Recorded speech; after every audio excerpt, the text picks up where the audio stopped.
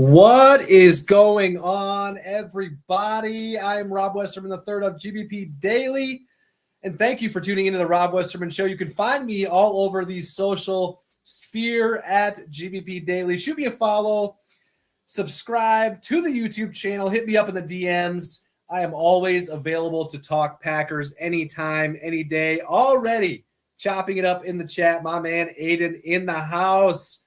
What is up, my guy?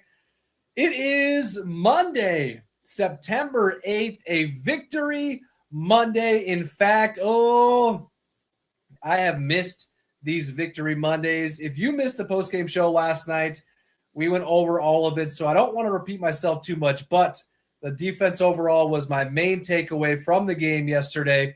6 points allowed until a garbage time touchdown, which was the only Lions touchdown of the day. A miraculous catch by Tesla to bring that in, the rookie. Could be in for catch of the year talks, and that's what it took for the Lions to score late in that game. The game was already over. Didn't matter what was going on. And, yeah, they came down with a miracle catch to finally get into the end zone.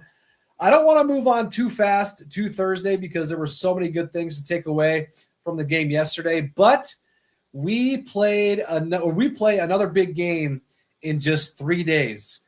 So a wild start to the year schedule-wise. So today it'll be a little bit of both, and I would be remiss to not mention Micah Parsons from the entrance during the introductions pregame yesterday. The crowd rocking every time he went into the game, which was in total 29 snaps to when he got his first sack late in the game. The build-up to that moment was absolutely perfect. I think if he would have had one early on, it would have been rocking as well. Don't get me wrong.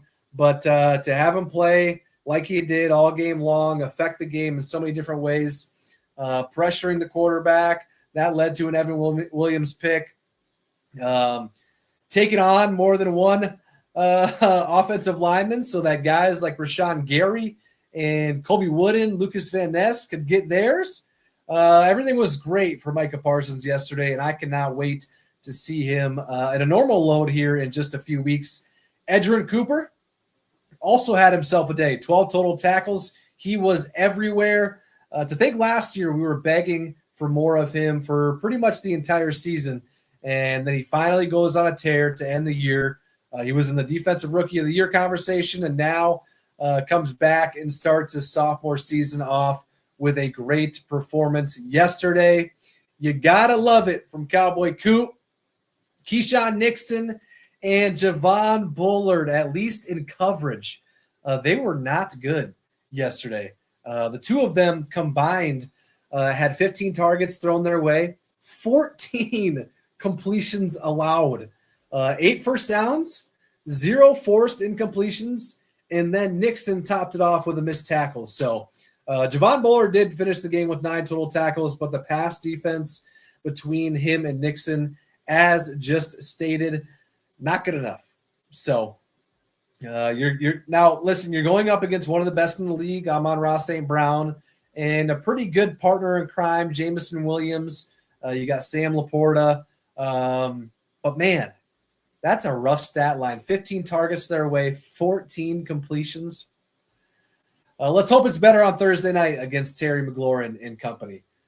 Speaking of the Commanders, Packers open up as 3.5-point favorites. Both teams are 1-0.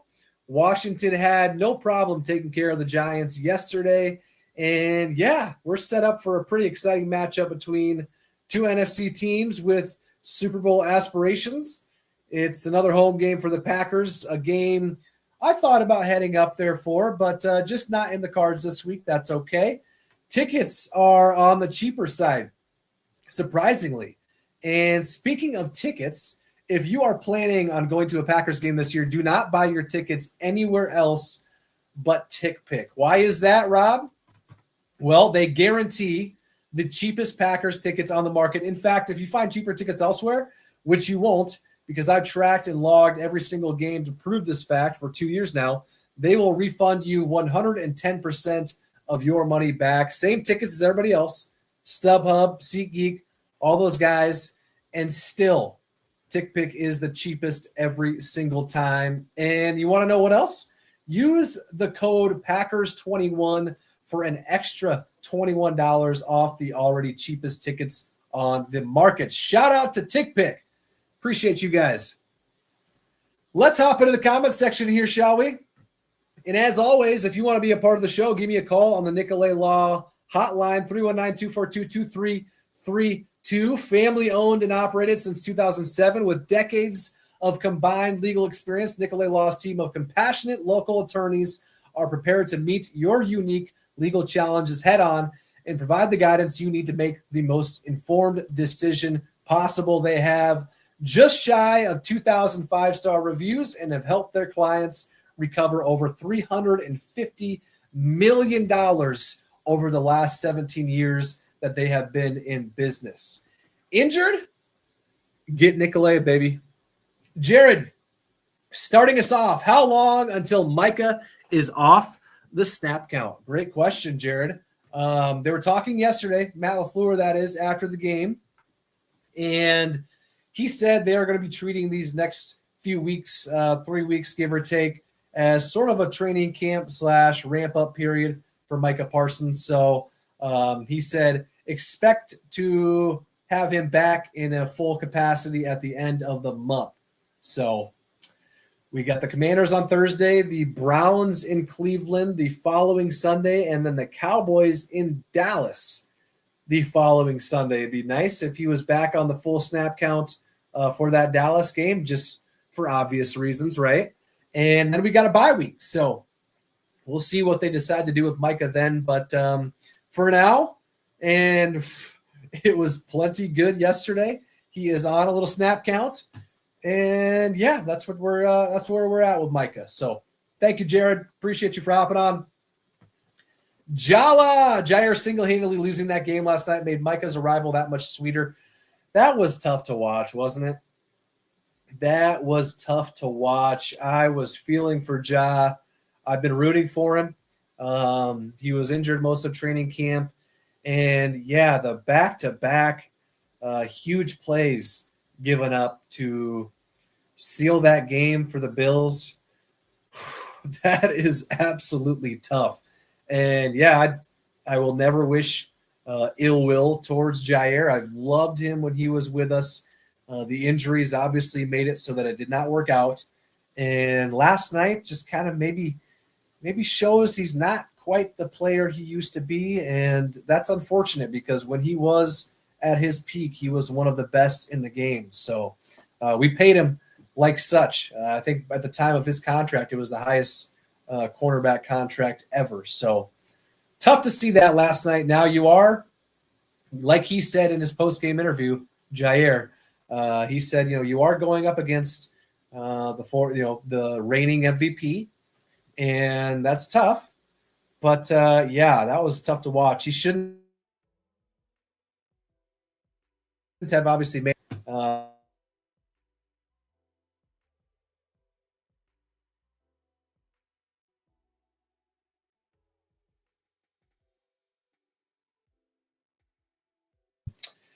Yeah, tough for Jair last night, that's for sure. Love Jair, but it shows Goody made the right move and is steps ahead of any of us fans.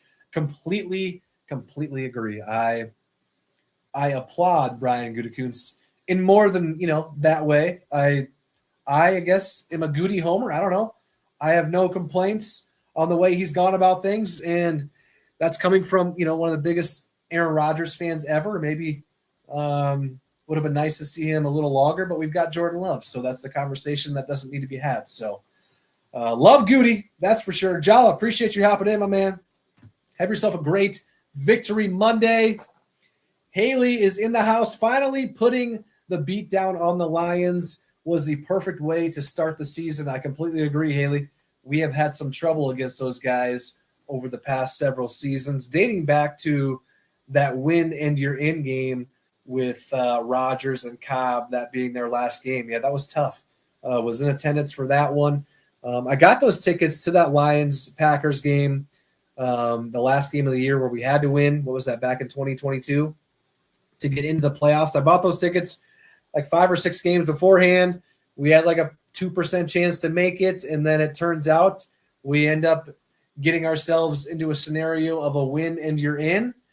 And I thought it was perfection. I got the tickets super cheap. I get to witness the Packers winning and getting in the playoffs. It was all set up right there. And yeah, we go out there and choke and lose. The Lions were playing for nothing, and we played like nothing. So that sucked. But yesterday was great. Finally getting to take care of the Lions, at least this first time around. We'll be seeing them again in Detroit, and you can bet everything you've got that they're going to be coming at us with everything they've got. So the second time around. So you know them, they take everything personal, which you should, and they're gonna come back and try and punch us in the mouth the second time around. So my man Phil is in the house. You missed the Tick Pick promo info, Phil. Hit me up if you need a code Packers21 for $21 off the already cheapest tickets on the market. And you missed the Nicolet Law. Come on, baby. Injured, get Nicolet.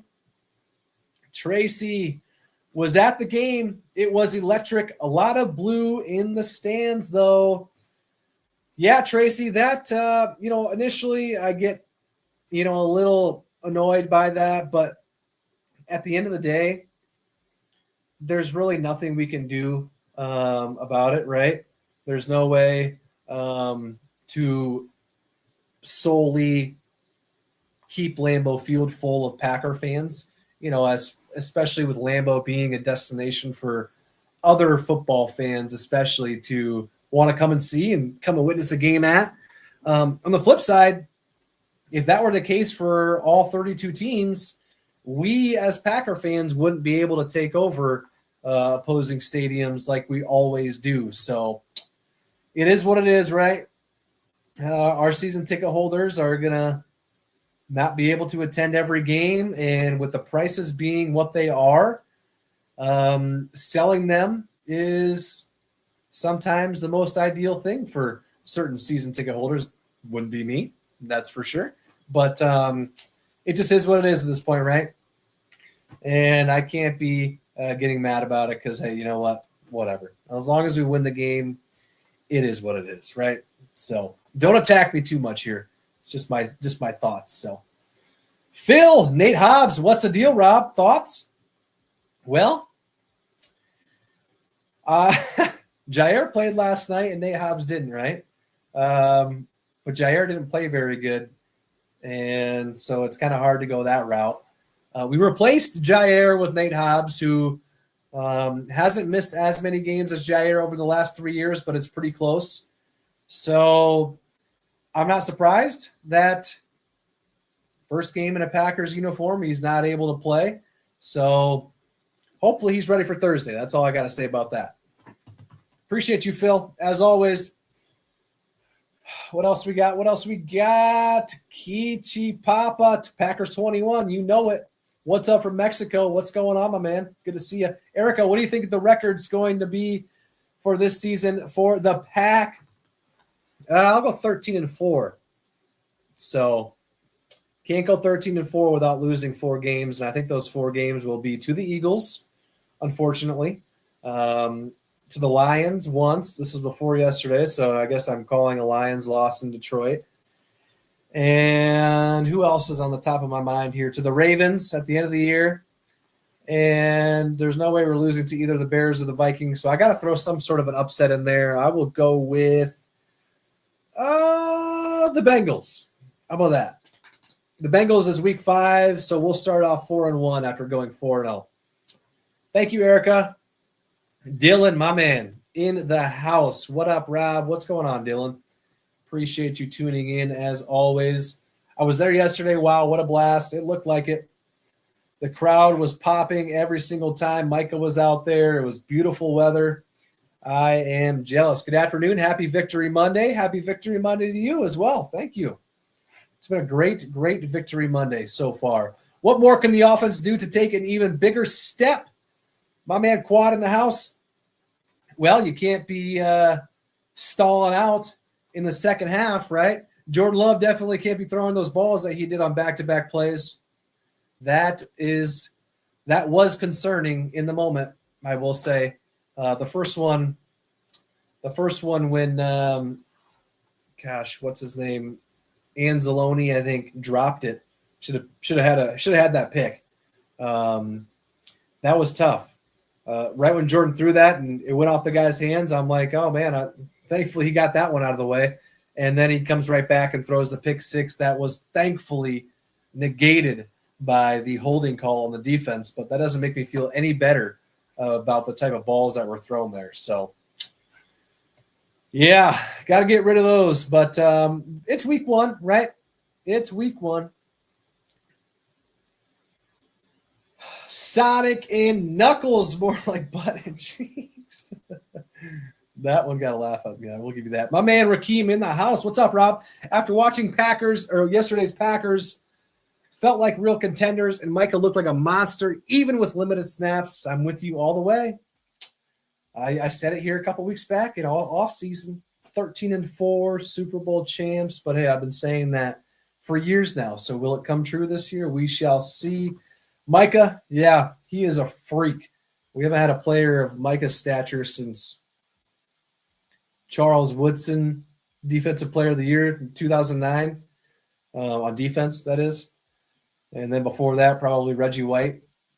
And I was too young to watch in real time for that. So just absolutely unreal. I'm still in awe. I'm shocked that he's on our team. And, yeah, yesterday was amazing. So, all right, guys. That is going to do it for me today as far as the show goes. But as you know, the content never stops. Always, always, always love talking Packers with you guys. Hit me up on social media at GBP Daily. Subscribe to the YouTube channel. Any sort of interaction helps myself and helps the page. I will be back and at it again tomorrow. Have yourself a great rest of your Victory Monday, and I'll catch you guys later. Thank you.